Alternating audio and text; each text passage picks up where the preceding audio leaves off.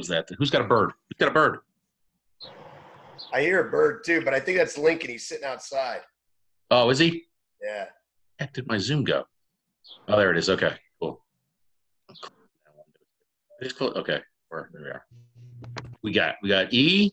We got the great Matt Scott in the house. Me and John. Yeah. Matthew Scott's always sitting back in that Barker lounger there like he's the king. Keeping it real. Love it.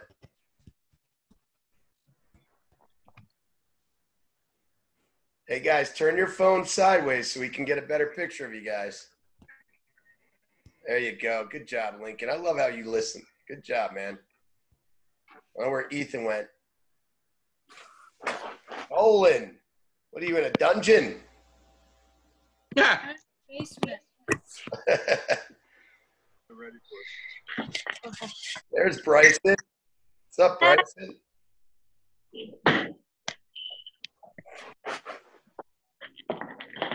Far away. There you go. Oh, look at that. It's Matthew Kelly. Look at that. I love the beds. There's a Penn State bed and a Michigan bed. That's awesome. That's awesome. Although if that was in my house, I think we'd light fire to that Michigan bed.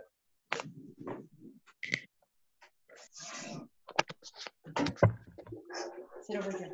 E. Nolan, Matt, Bailey, Colin? Bryson, Colin. Colin Winfield, I've seen so much of you on Zoom lately. It's making my head spin. Say hi. They're talking to you. Yes, Mom. Hello, Georgina. With a guest appearance. Mom, with a guest appearance. Listen, what can I say? Brought his mom to this Georgina, we're just actually happy that Colin's not hiding under a hood like this and with half his face showing in the dark. There's the man. Scoot over. Hey, Coach Brett, how's it going? What's up? How you doing? We're letting everybody filter in here. So All right. we have 42 kids on this team, so Yes. we'll see how many show up. We usually get at least 50% participation. So we'll give them a minute or two to jump in here. All right. Patience is a virtue. For some reason, my video, I can't see anybody else. You can't? Rob, you can see me? Yeah. You have it on speaker view or do you have it on gallery? No, the problem is I've got 3 different cameras, so I got to figure out what the heck's going on here. Well, you got to get all your good sides, right? I don't have a good side. Yeah, we can see you, Coach Kelly. Hey, perfect. How you doing, Brett? I'm great, man. It's great to see some familiar faces. Yeah. There's Ian.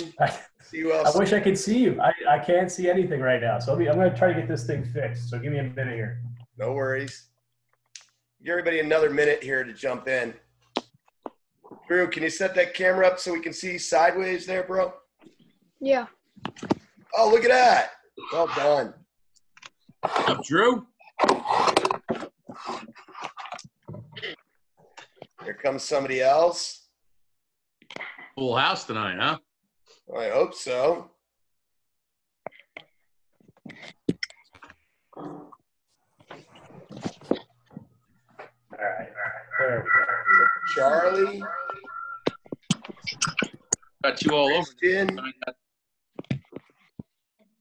Oh, he's gone. Oh, there he is. All right, as you guys pop on, except for the coaches, everybody mute your own cameras as you guys pop on, if you don't mind.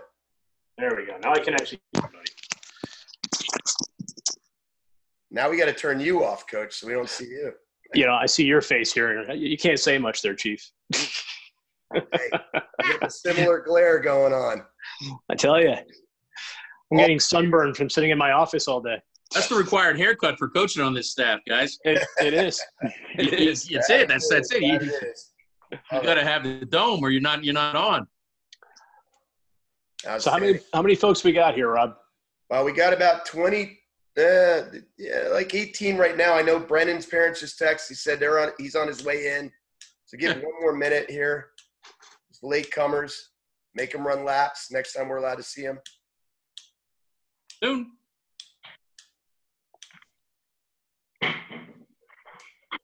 Awesome. Well, we don't want to take up too much Coach Brett's time, but hey guys, I wanted to take a second and introduce to you Brett Manney, guys. Tell you a little bit about Brett. If you don't know much about him, you guys should all have Googled as soon as I sent this out that we were meeting with him today. But Brett is a true Philadelphia boy. He hails from Philadelphia. He went to Holy Ghost Prep. He was a three-sport athlete at Holy Ghost, guys. Three-sport athlete. He was inducted into their Hall of Fame. He played lacrosse, obviously, soccer, and basketball. I know we have some soccer players on the team here. I'm going to send Ryan Bender a text here in a second, get him on. He starred at the University of Delaware, made a Final Four appearance, right? Unfortunately, we didn't walk away with the chip, but he made a Final Four appearance. He's a two-time member and captain of Team USA. He coaches NXT Lacrosse, and he coaches at the Haverford School. And he's a 12-year veteran of playing pro lacrosse. Okay? Guys, I'm going to turn it over to Coach Brett. He's going to tell you a little bit about his lacrosse journey, ask you guys some questions, drop some wisdom, because he has absolutely forgotten more about lacrosse than I ever knew. So, Coach Brett, we're going to turn it over to you. By the way, that's not too hard right there. I appreciate it, Rob. Guys, thanks for having me on here. Hold on one second, Brett. If one thing, guys, turn your Zoom on speaker view so we can see Coach Brett up nice and close and personal there. All right. All you, Coach. Yeah, so I appreciate it. Thanks for the introduction there. I'm from Bucks County. I grew up in a small town called Newtown. And like Coach Rob said, I went to Holy Ghost Prep, which is an all-boys high school of roughly 400 boys. Went to University of Delaware. And then since graduating from the University of Delaware, I've been playing professional lacrosse for the last 12 years in the MLL and the NLL. And that continues to drive me as a player and as a competitor. And I've been fortunate enough to play for Team USA twice, to captain those teams, to get the respect from my peers. I'm the captain of the New England Black Wolves right now in the NLL. So I've seen it all, been to a ton of places.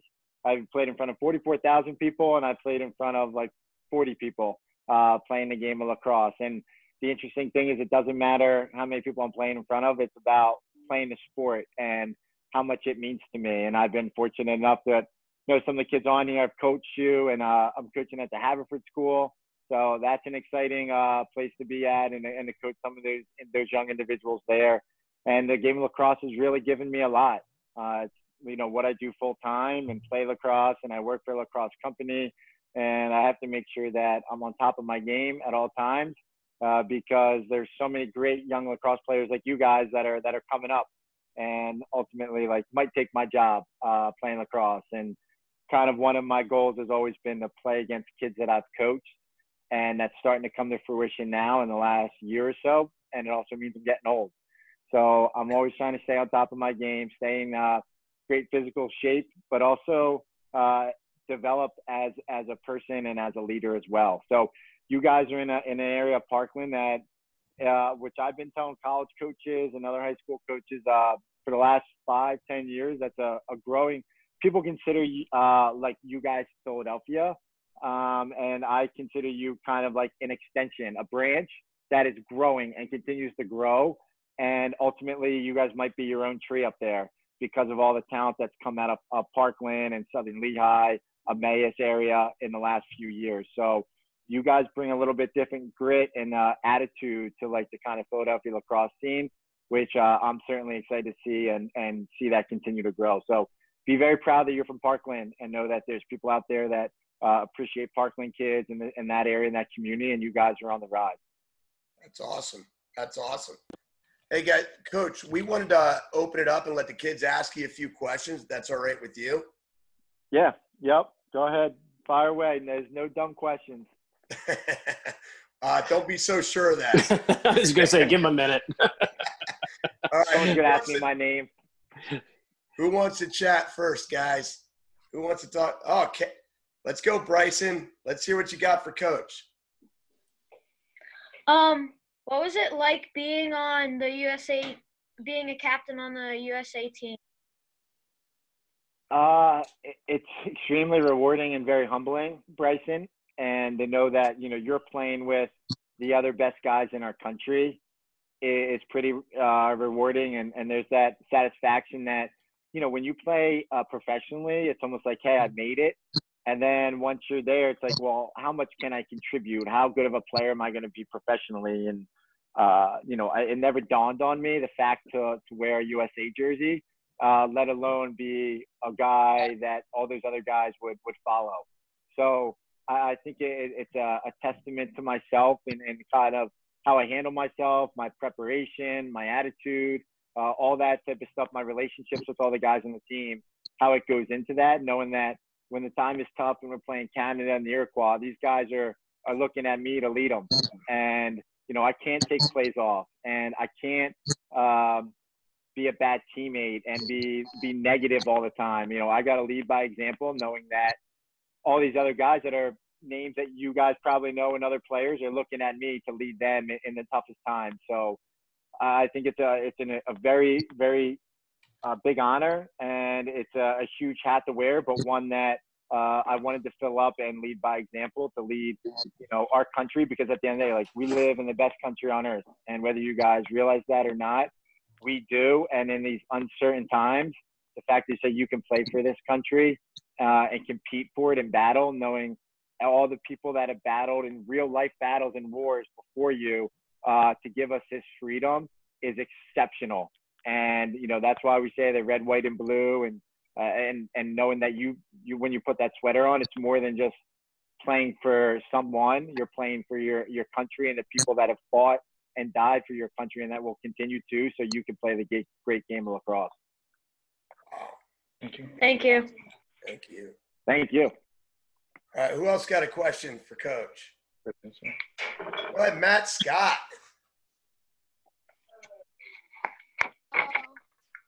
When you were younger, did you have to work towards where you are right now, or did you pick up the skill right when you started?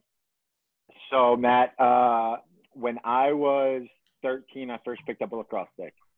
So I was older than you guys that are on the call here right now. And when I did, it was just to have a catch with my sister, who was a freshman in high school. I didn't start playing till I was in 8th grade, and I was on Lower Bucks. I don't even know if that still exists. Lower Bucks, Council Rock, like that area. And I was on the B team. We were like a rec team, and I was on the B team.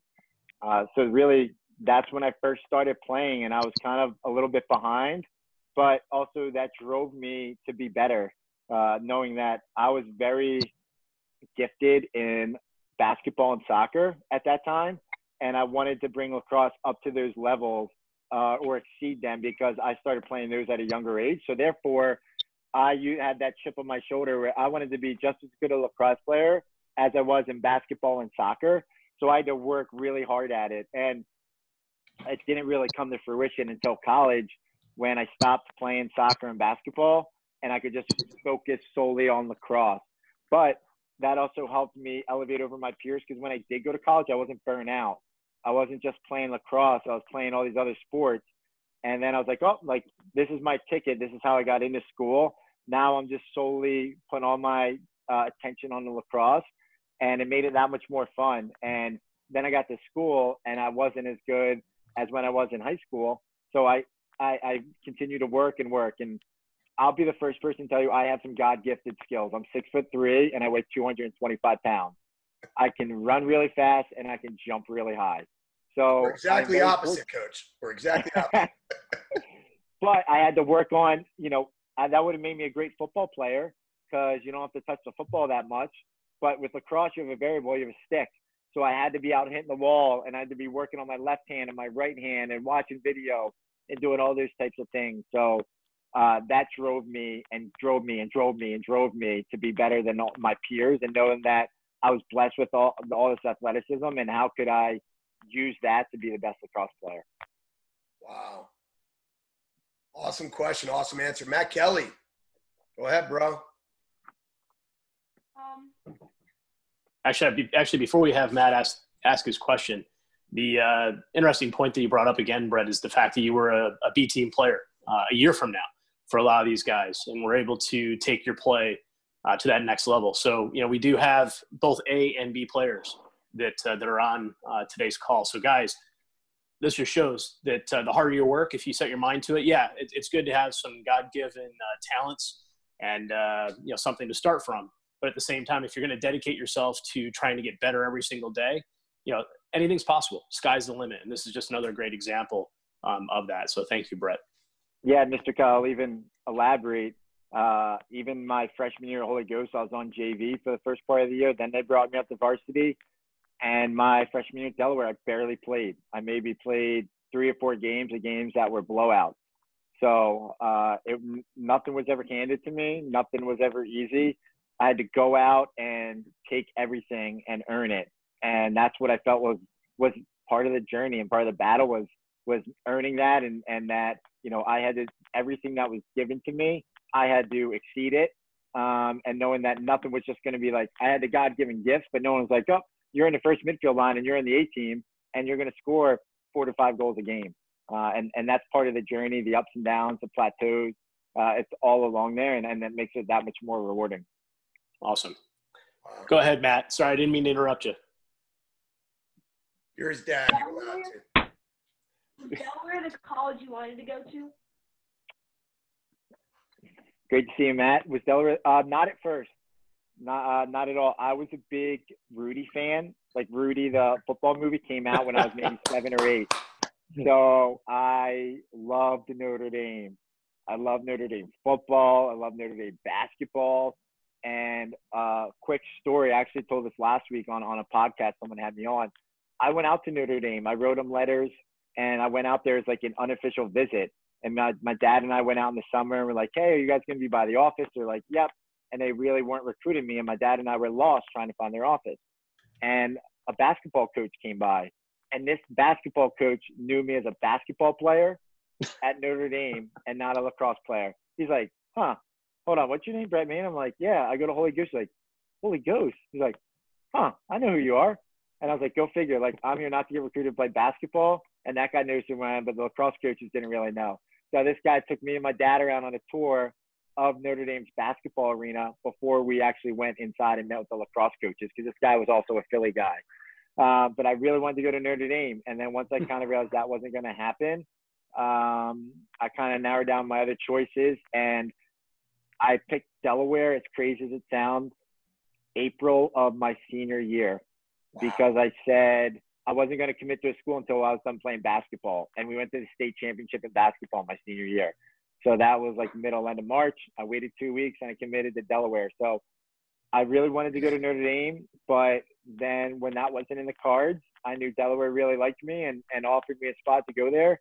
And I loved the school. Like, it was right up there, and I don't regret for a second going to Delaware. I bet the Notre Dame coaches regret not recruiting me, but one man's trash is another man's treasure. And I loved every second at Delaware. Wow, that's awesome. All right, who's up? Who's next? Bailey Wetmore. You were thinking about raising your hand because you knew I'm calling on you anyway. Go ahead, Bailey. Come up with something to talk to Coach about. You're on the spot. How about this, Bailey? I'll give you 30 seconds to think about it. How about that? I'll ask a question here really quick. So, Okay. Brett, how did you get into box lacrosse? Again, you've been a veteran of box lacrosse for so many years. How did you ultimately get into that? Is it something you did while you were at Delaware? And at the same time, what advice would you give to kids? Because a lot of these guys play box, either rec box or with NXT or with LAX. So what's some advice you might give to them for box? Yeah, I never played box until my first box training camp when I was 23 years old. So I didn't even wear rib pads. And you guys can imagine like how dumb that would be. Granted, I was an adult, but I didn't know any better. With that being said, one of my assistant coaches at Delaware said he thought I would be a good box player as well because of my basketball background. So that's how I really got in, and I was able to adapt pretty quick because I was playing basketball and understand picks and rolls and that type of stuff. And then I caught on to it fairly quick, I guess, if I made the team. So having that background in basketball made me really enjoy box lacrosse. And what I tell young kids like you guys now, especially if you love the game of basketball, you should play box. But once I started playing box, dude, I was like unstoppable in field. And I'm like this downhill dodging midfielder. And I'm like, like I can go a little bit slower and my stick skills are better. And anything inside of like 8 yards, I'm automatic. So that makes everything a whole lot better and different. And then you get to the level I'm at today. And I heard Matt Rambo talk about this because I told him, I'm like, hey, if you want to be the best lacrosse player in the world, you need to play box. You need to play box. You can't just play in the PLL because all those Canadians don't even care. All the Canadians are like, well, if you can't crack it in the big boy NLL league, then you're not considered one of the best players in the world. And that's the highest level. No one cares what the media says. No one cares what a coach says. It's all about your peers and the respect of your peers and how good you are to them. And, that's why, Rabel has played box. And you look at all the guys on Team USA, they all have played box, whether it was for 2 to 3 years or whether it was 8 or 9 years. So that's what I wanted to challenge myself as well, being like, all right, I made it. I played professional outdoor and had a pretty solid career at college. Could I also excel at box? And, playing field doesn't really help your box game, but vice versa. Playing box only helps your field game and makes you that much more of a player. And when you're dealing with college coaches and you say, hey, like this kid does this, this, and this, and by the way, like he plays box, they're like, oh, wow.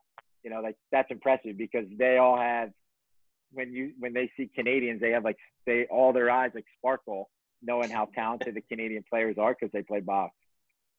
That's Brett, awesome. It's amazing because one of the things that stood out to me when we brought Bailey and Matt and Colin and everybody down to the NXT tryout was one thing that really stood out to me that you guys said, all the coaches echoed it at the end of that is you talk to any successful lacrosse player. If you want to be good at field, you play box. If you want to be good at box, you play box.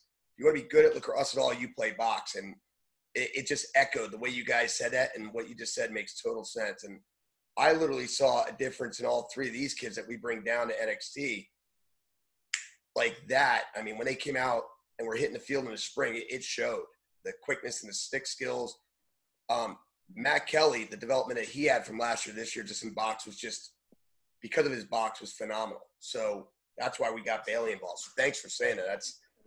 It's amazing. Yeah, no, it's awesome, like getting to coach the guys and the Parkland kids. And look, like, yeah, I coach for NXT and we have a great staff, but also, there's Penn LAX and it's Steve Holmes and Kevin Crowley. And there's other guys that are in this area that play box lacrosse and are very good coaches. So I think you guys are very fortunate that we live in this area where there's an abundance of guys that know the game of box, whereas in some areas that's not the case. So I think the kids here and how it's growing, it's literally like us and Long Island are the hotbeds for box lacrosse. And it's amazing to see how many kids are playing in this area. Yeah. And actually how many also got selected for U.S. national team as well? Because there were a lot of Philly kids that actually made the Pee Wee rosters, the Bantam rosters, and the midget rosters. So. All right, Bailey, you had about 10 minutes to think about a question there. So what did you come up with, kid? What did it take to get you to where you are today? Ooh, Bailey, loaded question.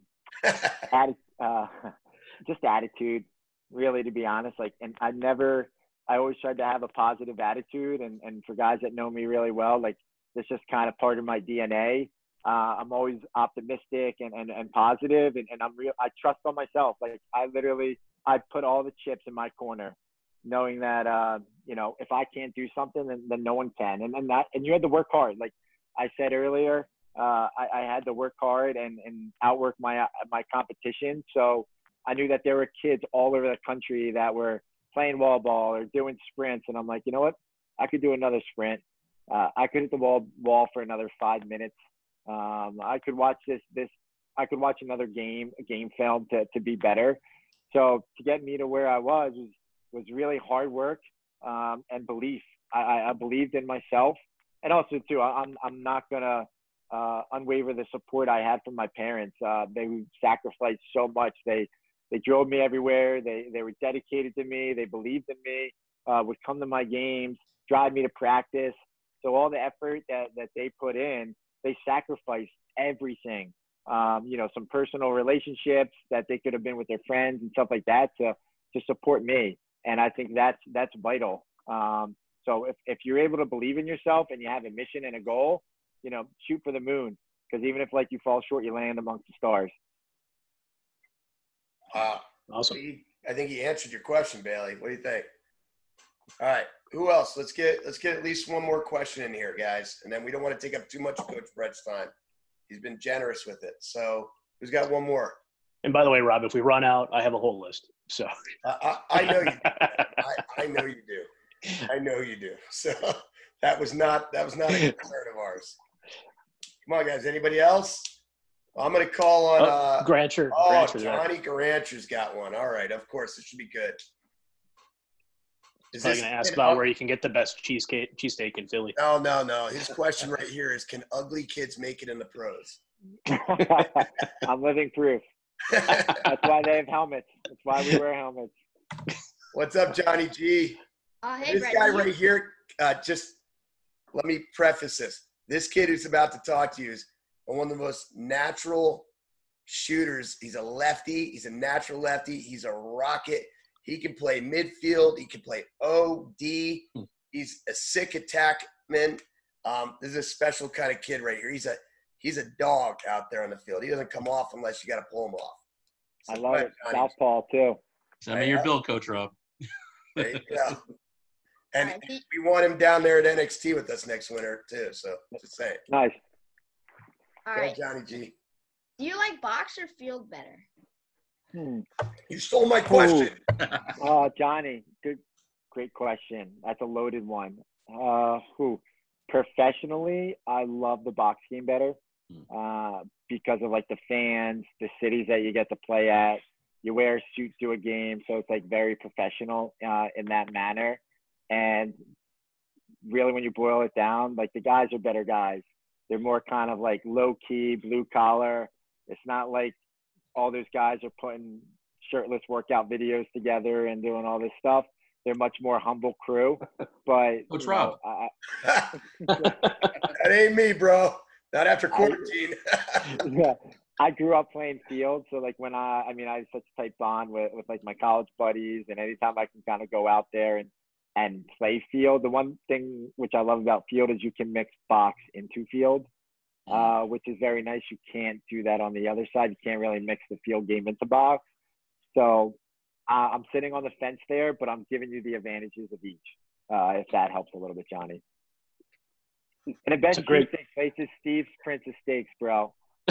Yes, Steve's Princess Steaks. For tours.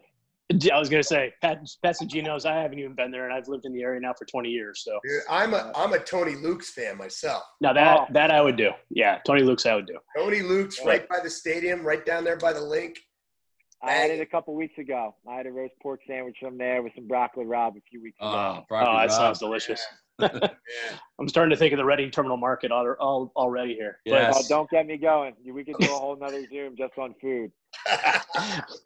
Well, one thing you brought up though was the influence of box on field, and if you look at Milliman and the success that he had up at Cornell, he was using a lot of box, pairs offense and things of that nature actually, at Cornell, and now he's heading down to Johns Hopkins. And I thought it was interesting that he brought John Grant in to be the offensive coordinator down at Hopkins. I was just curious, did you have any thoughts about that hire, about John Grant going down there? Just curious what your thoughts are on that. I was a little taken aback. I thought they would hire a Hopkins guy because they have a pretty good tree. Sean Nadelin's head coach at Towson. Greg Raymond's head coach at Hobart. So those two guys have done really good things at Hopkins. Jameson Ketcher, who we hired as his defensive coach, is a good buddy of mine. We played together. I played against him in college. So that was very smart to get at least one Hopkins guy in there and really – He's the defensive coordinator, right? That they brought on board, the blonde-haired kid? Yeah. Yep. And then Pete Milliman, I think, is really going to rely on John Grant Jr., to be completely honest. I think he's going to turn over the offense and listen to what he has to say because that's a guy that wasn't coaching that much until about 7 years ago. And he went from coaching club to coaching Valor Christian, which is a high school in Colorado, led them to a state championship. And then next thing you know, he goes from there to Air Force, and then from Air Force to Hopkins. So Wow. I think it's going to be interesting. I think they're going to get a lot more Canadian kids that are going to come there because John Grant Jr. is there. And what you guys need to understand, this is really crazy.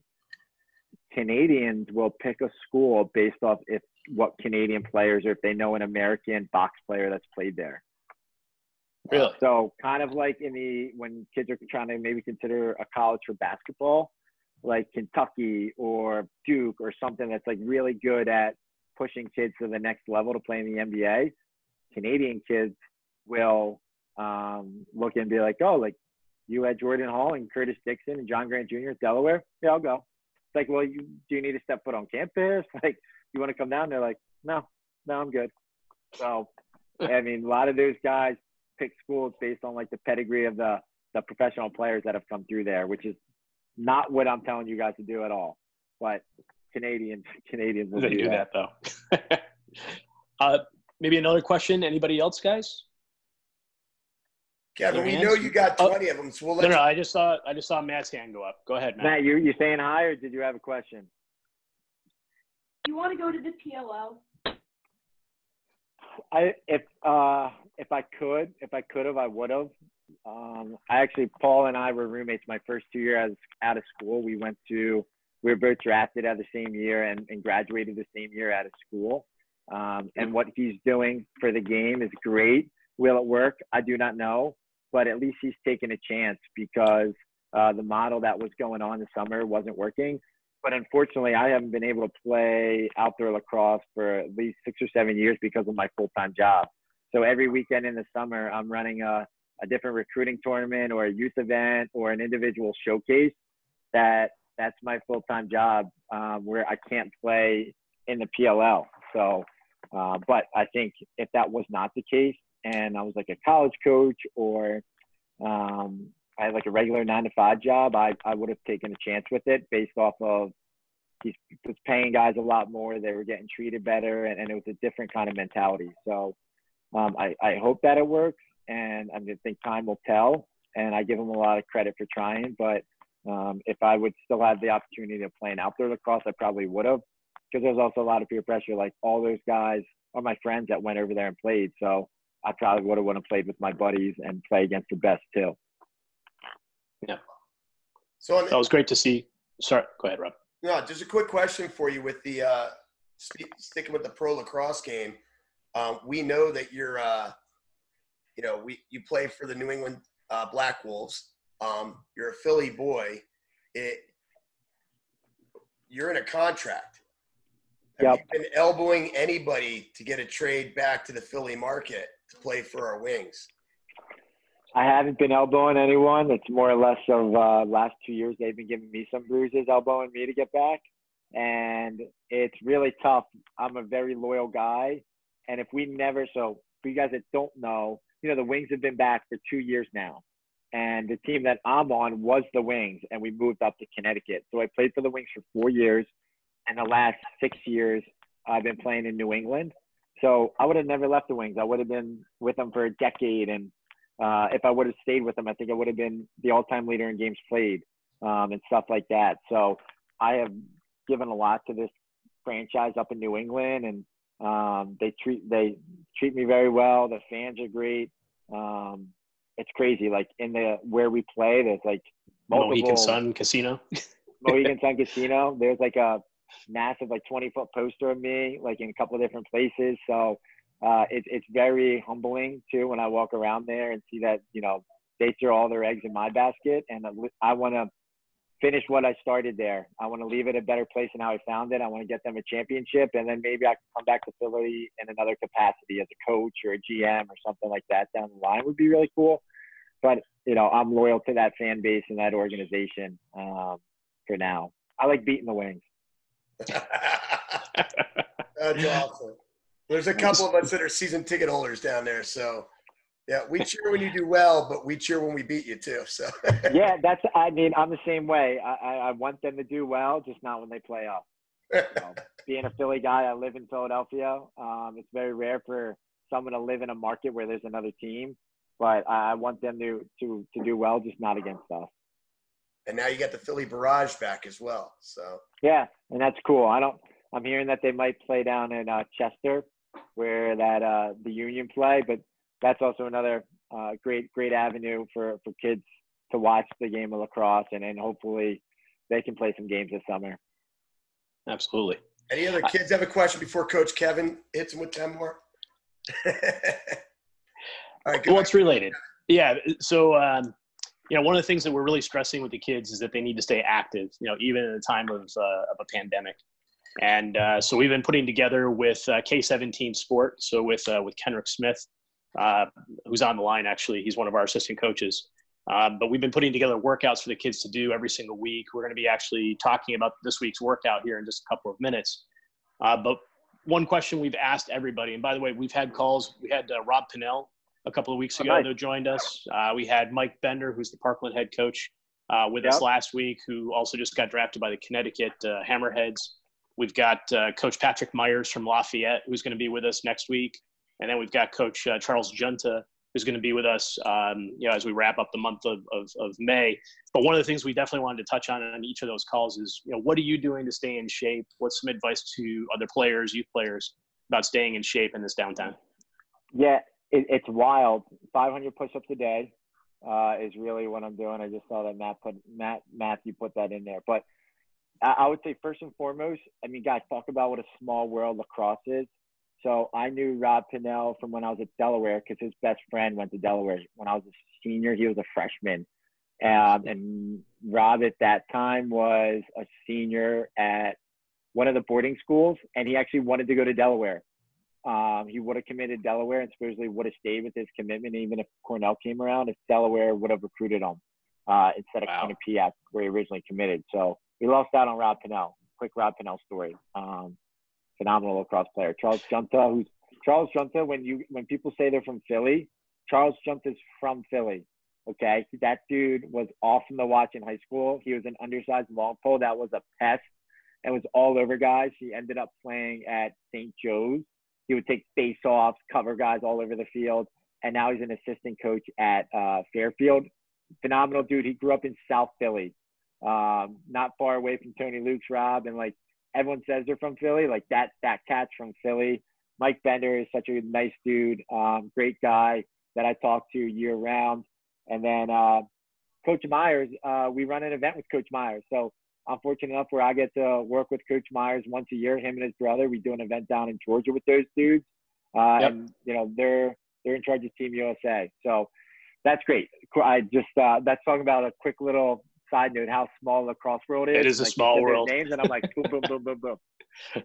But I would say when it comes to working out, it's do something different all the time. I know some of you guys probably have Instagram.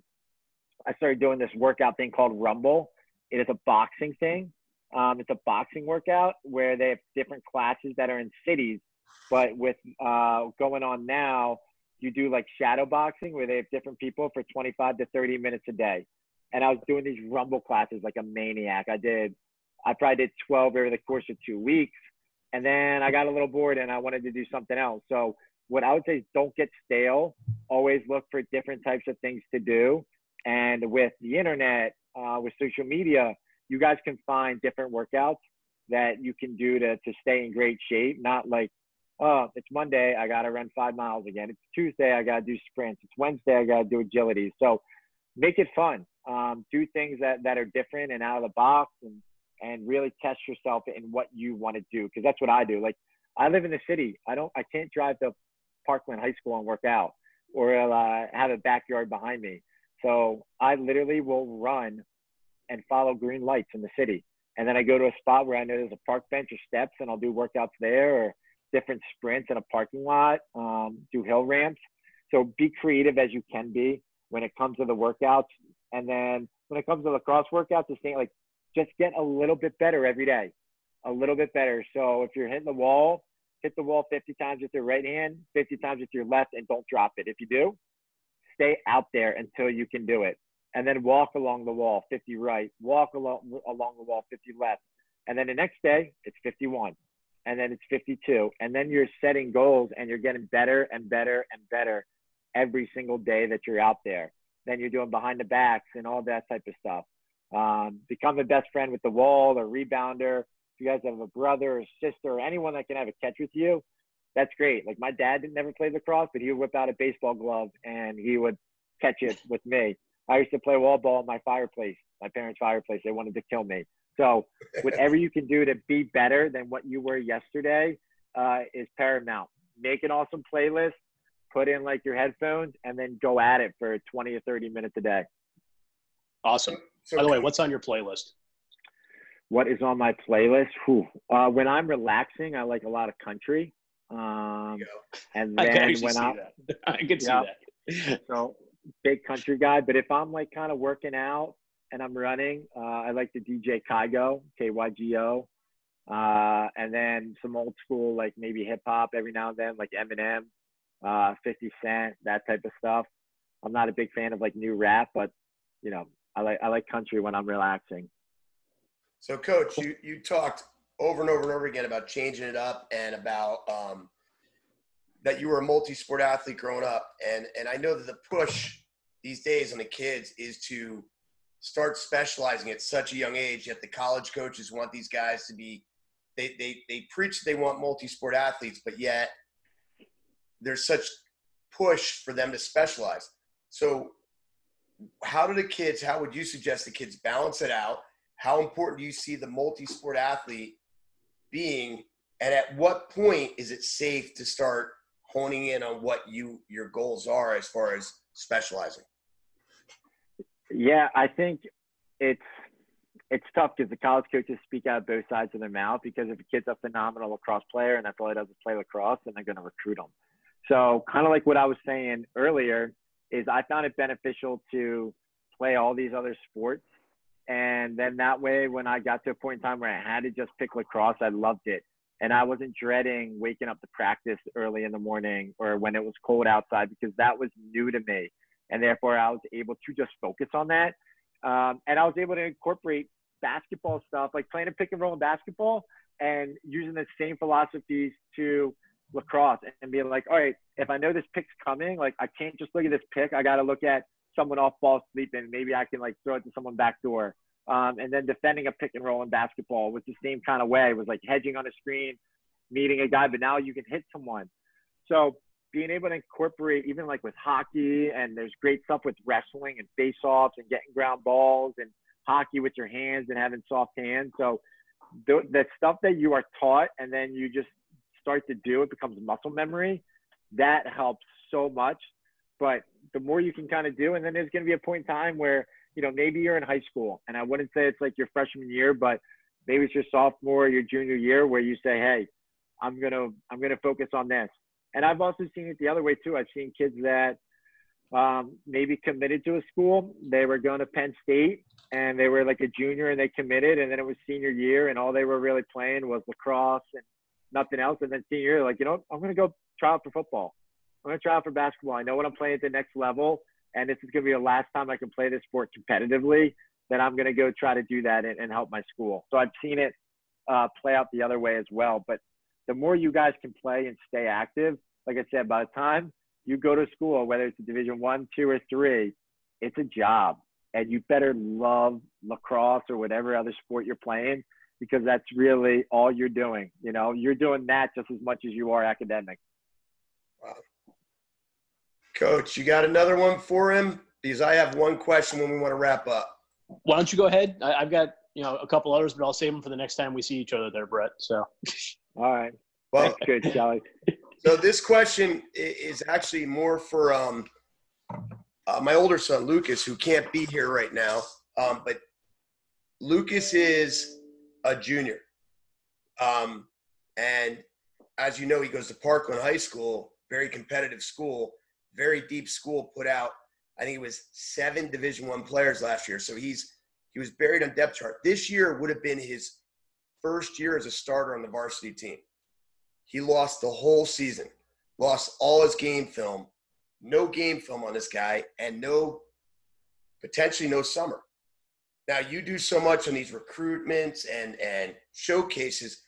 What would you say to someone like Lucas, who never got a chance to showcase his talent, and he's probably not going to get to put anything really on the field until next spring?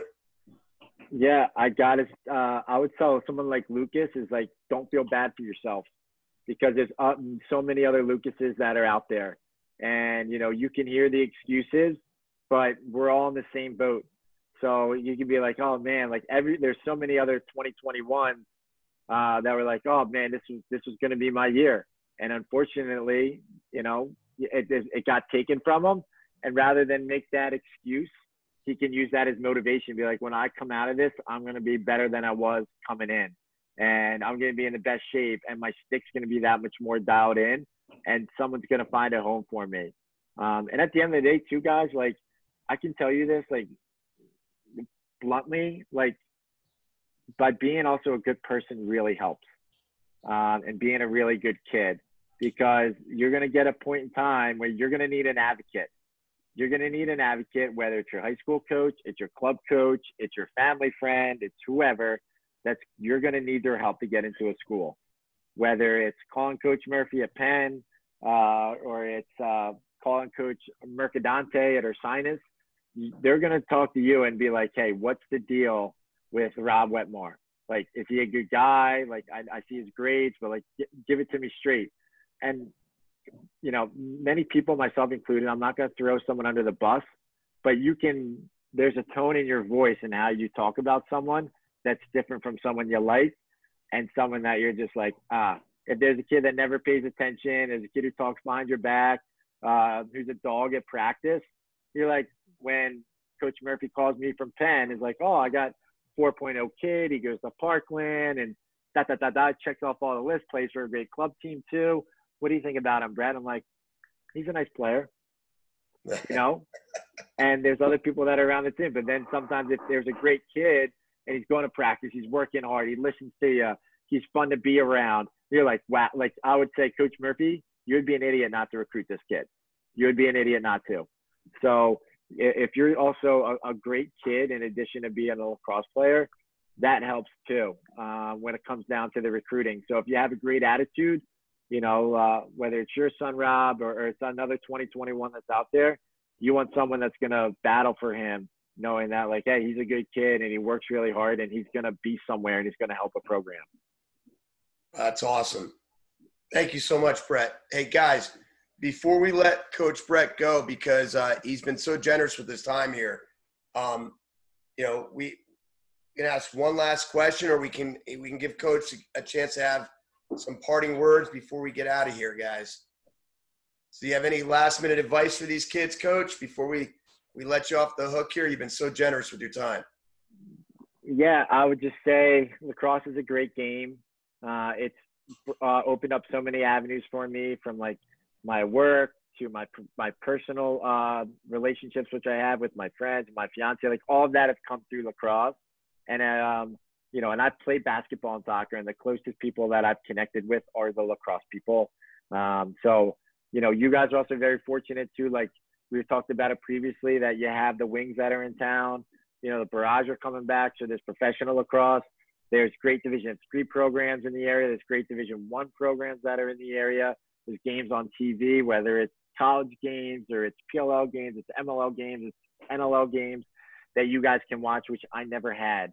And take advantage of all the resources which are given to you, because some kids in other parts of the country don't have these luxuries. They don't get to talk to Rob Pinnell, and they don't get to go to a beautiful school like Parkland and have the opportunity to play for top club programs across the country. So never take anything for granted, as you can see, especially now during this time. Never, whether it's, you know, playing lacrosse, whether it's time with your mom and dad, your brothers, your sisters, all that stuff is extremely valuable, and have fun.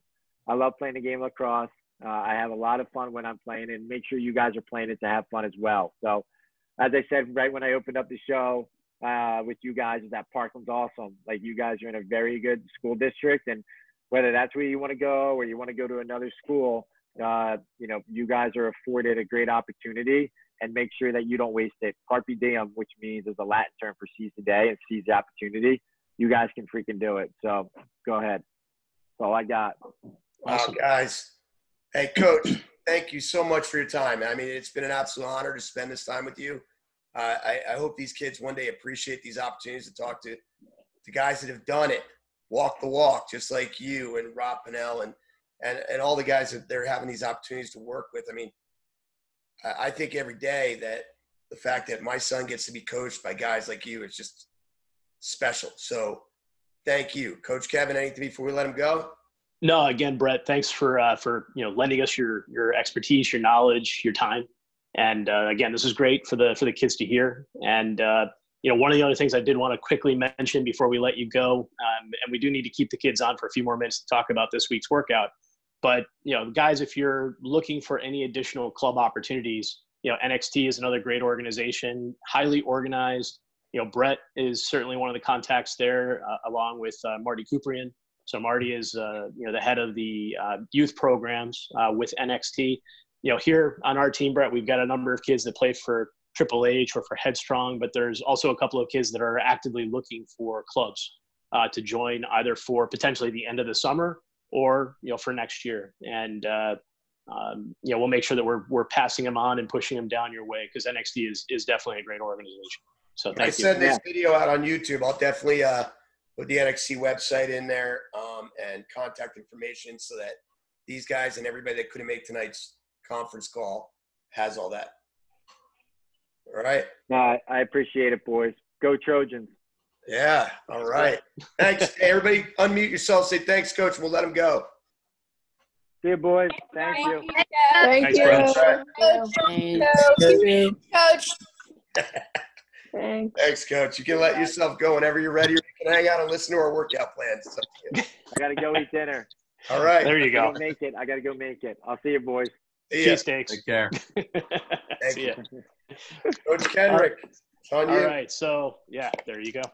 All right. Hold on. Let me get you guys outside. Actually, while you're walking outside, maybe we could do one thing. So, guys, a kid on the team has a birthday coming up this weekend. I don't know if we could maybe take 2 seconds to just sing happy birthday to Matt. Selfishly, I'm asking you so that I don't have to sing to him this weekend. No, I'm kidding, of course. But can we sing happy birthday to him? So if everybody could unmute your lines. Birthday. Hold on, unmute your lines. Sing without Coach Rob now, can you, Kevin? He carries the entire choir. Well, actually, we're lucky he's not here because his voice will probably break the cameras. So on the count of 3 here, guys. 1, 2, 3. Happy birthday to you. Happy birthday to you. Happy birthday, dear Matthew. Happy birthday to you. There you go. And many more. All right. So over to Coach Smith. All right, guys.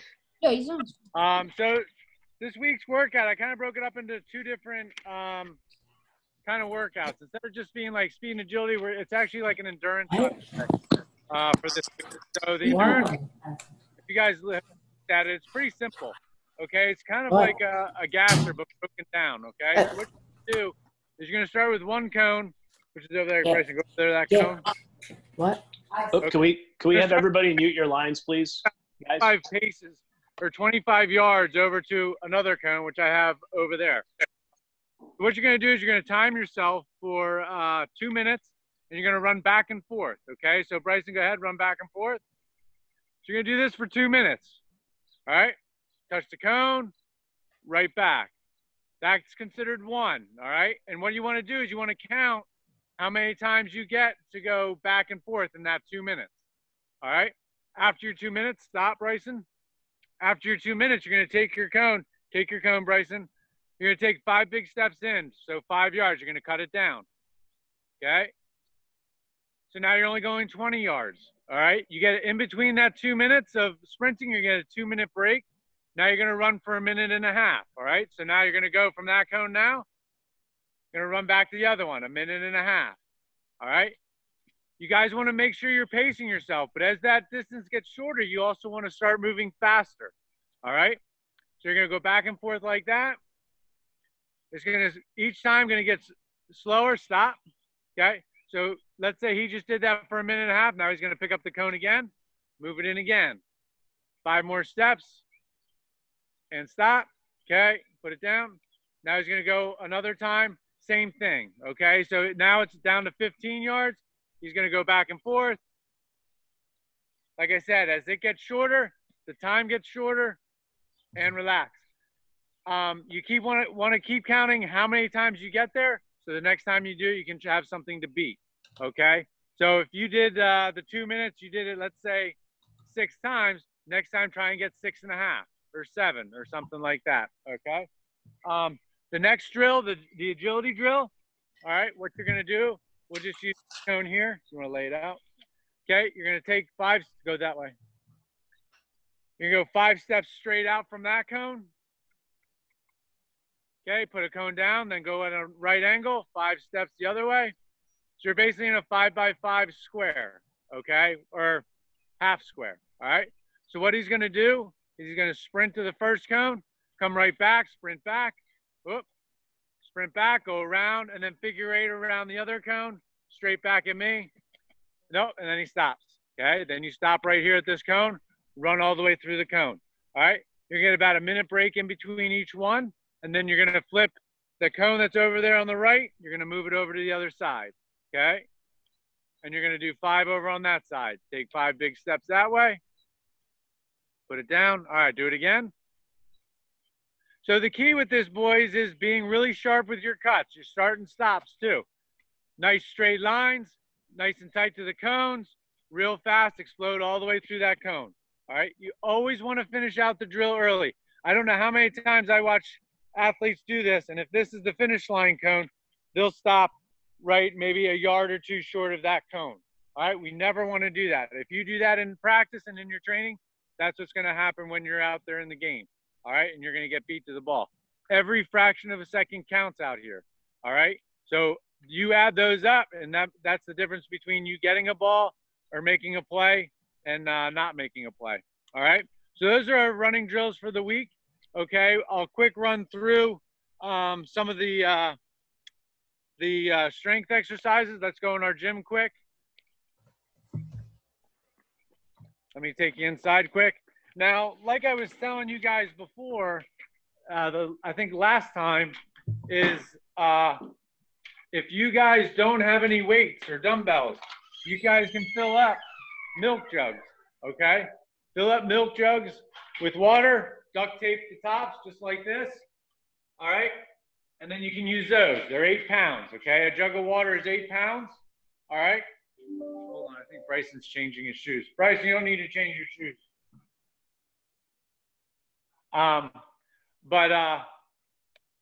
Use the milk jugs, get creative. If there's other things, soup cans, whatever, all right? Use whatever you can, just add weight if you need to add weight, all right? So push-ups is the first thing. We won't go through those because you already know what those are. Scissors, lay on your back. Okay, this is a core exercise. Hands down at your sides. Legs go back and forth, trying to keep those legs straight as possible. If you look at his legs, they're not touching the ground. They're staying 6 inches up off the ground. We're working our lower core. All right? Keep that head back on the ground. Make sure you breathe when you're doing it. And relax. Okay, you're going to get up on your feet. Squats. Okay, I think we've done these before too. Okay, squat down. Okay, and then right back up. Okay, legs parallel with the floor. And then come back up. Good. And then look, if you look at his feet, nice wide base. Toes pointed forward. Okay, go back down again. Back up. Good. So you want to, like I said, if it's too easy with no weight, grab milk jugs, grab dumbbells. You can hold them on your chest, on your shoulders, whatever you want, and do them that way.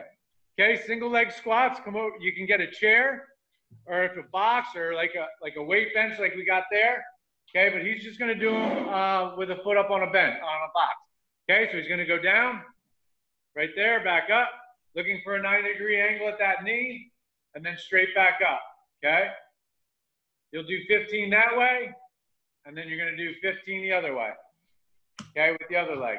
So if you look at him straight on, look how his knee's going forward. His hip, knee, and foot are all in a line. You don't want that knee wobbling in or going out. So really try and secure it. All right. His arms are moving in a straight line. Everything's moving in a straight line. engage your core. You never want your shoulders wavering back and forth. All right, everything stays nice and tight. Okay, elevated feet toe touches, another core exercise on your back. Feet are going to be straight up in the air, hands over your head. Okay, you're going to go up, touch those toes with your hands. Okay, right up, there you go. Just like that, every time you come down, your hands and your head touch the ground. Okay, up on your feet. Okay, I'm going to have Bryson use the milk jugs here, just in case someone doesn't have dumbbells at home. So grab the milk jugs. Okay, we're going to do bicep curls, okay? So get yourself a nice wide base. We're going to be using this muscle right here, right in the front. This is your bicep muscle, okay? So you're going to keep those elbows in nice and close, and then you're just going to curl them right up to your shoulders and back down, okay? When you go up and down, you want to keep that back nice and straight. Go ahead. Right there. To show them what you don't want to do. So what you don't want to do is use that whole back. We don't want to do that, okay? Go back to doing it right. Keeping that flat back nice and still. Just like that, and relax. Okay? The next one we're going to do, bicycle kicks, okay, on your back. We've done the bicycle kicks before, but now we're going to add a crossover crunch. So your hands are going to go back behind your head, and you're going to come across your body, okay? Every time you go down, your head and your arms are going to go back down to the ground, all right? Going to come across, touch your opposite elbow, and look at his feet again. They're not touching the ground, all right? You're going to keep those legs 6 inches up off the ground, going back and forth, okay? Relax, okay? One thing you want to make sure when you're doing these exercises is making sure you breathe, okay? Always breathe. Don't hold your breath, okay? Grab one of those weights, okay? We're going to do seated tricep extension. We just did biceps, so come on over. You can use a dumbbell or jug, okay? You're going to sit right here on the edge. No, seated over your head. Oh, yeah. Okay, so you're going to sit up nice and tall. We're using this muscle now, okay, on the back side of the arm. We just did the bicep before. Now we're using the tricep. You got to sit up nice and tall. You're going to drop that weight right behind your head. Elbows at a 90-degree angle when they come down, and then fully extended at the top. And relax. Okay. For those of you that don't have weight benches at home, we're going to do butterflies, but lay on the ground. So grab dumbbells again. Or you can use the milk jugs with this. Okay. So he's going to lay flat down on the ground, on your back. Okay. Doing butterflies. Okay. So your arms are going to come straight out to the sides. Right there. Back up. Down and back up. So if we make a line from hand to hand, it should come a straight line right through his chest. Okay. If you have a bench, you can do the exercise on a bench. Okay. And relax. Okay. Crunches with your legs 6 inches up off the ground. This is a tough one. You know, body nice and straight. Come up. Get those shoulder blades up off the ground, keeping those feet up off the ground as well. All right. And then seated dips. This has been on your workouts before. You're going to get a box or a chair, put your feet up, heels on the box, dip down, using those triceps again. Okay. If this is too hard with putting your feet on another box, you can put them on the ground. If this is too hard, you can put your feet like you're sitting in a chair. Right, like that, down like that. Okay? So again, I put on the sheet that we sent out to you. Whenever you're lifting with weights, you should always have someone in the weight room with you. Okay? If you're using weights. But if you're using all body weight stuff, you can do that on your own. But really important to make sure you have good form and technique, and don't move up in weight until you feel strong enough. Okay? And that form and technique is nice and solid. Okay? If you guys ever have any questions, please let us know so we can kind of help you guys out. But really try and get this stuff done. All right? This is part of the routine. This is what all the great speakers we've had have been talking about. You know, doing this stuff on your own and making a difference. So when we get back out on the field, you guys are all ready to go. All right? Awesome. That's it for now. We'll talk to you guys again next week with your next workout. Awesome. Thank you, Coach Smith. So, Rob, do you want to say anything before I say some parting words? I know you got to jump on another WebEx here. Yeah, I do. Hey guys, sorry I missed it when I went to the bathroom, but happy birthday, Matt Kelly. I missed the song. Sorry. Just ran out. The computer died, so he just ran out of my office. So Sure you guys didn't mind missing my voice, but hey guys, soak this up, man. Soak this up. These opportunities to talk to these not just great players, but great people taking and dedicating and volunteering their time to chat with you guys. It's a special thing. Turn on your cameras for God's sake. And listen, all of your teammates that didn't show up tonight, hold them accountable. They're not off doing anything important right now. We all know that. Hold them accountable. Every one of you, text a buddy from the team that didn't show up tonight and say, dude, what's up? Other than that, guys, those of you that are here, thank you. Thank you for showing up. Thank you for being so attentive to Coach Brett. And Christian, can you pull that just a little bit tighter, please? That's it for me, though, guys. Go ahead, Coach Kevin. Yeah, guys, it's just a couple of parting comments here. I mean, something that Brett brought up, during the recruiting process later on in life, one of the things that you're going to be having to rely on are the coaches and the great they say about you. So, looking at a couple of faces during the course of tonight's call, there were a couple of folks that were playing with their hair, maybe were a little bit bored, shaking their computer screen back and forth. All of these leave an impression with people, especially when they're here, presenting to you and taking time out of their busy schedules to be with you. And so what I would encourage each of you to do is, again, come prepared to ask at least one question for the person that is there. That shows a great deal of respect for them and their time and their expertise. 2, look like you're engaged. Again, be listening to what they're saying. Listen to what they're actually saying, because that oftentimes can drive or develop new questions in your mind. Outside of that, the workouts. So again, Coach Smith has done a great job of putting together workouts for us. Your parents have emails from me that have a copy of that workout plan. One of the things that I've tried to make Matthew start doing, for example, is he's now creating a logbook every single day of his workouts. And every single day, he's doing physical stuff in the morning in terms of lifting weights, push-ups, sit-ups, sumo squats, basically the whole gamut in the mornings. And we're going out to the field in the evenings and doing a separate set of drills, whether it's cone drills or shooting drills or things of that nature. But he's keeping a journal of it. And I would encourage you guys to be doing the same. If you're not using the tracking sheet we gave you before, start creating a journal where you can start keeping track of the stuff that you're doing every single day. You guys are all, networked in with one another. You have each other's, text, your phone numbers and so forth. Throw some texts out there. Challenge your buddies to do something, whether it's, see if you can beat 80 push-ups in a minute, or see if you can beat 90 sit-ups in a minute. Challenge your teammates to try and get better every single day, guys. That's a great way for us to stay challenged. It's a great way for us to stay connected.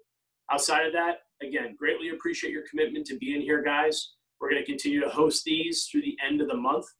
We probably are not going to go into the month of June at this point, but again, we still have 2 really great sessions coming up.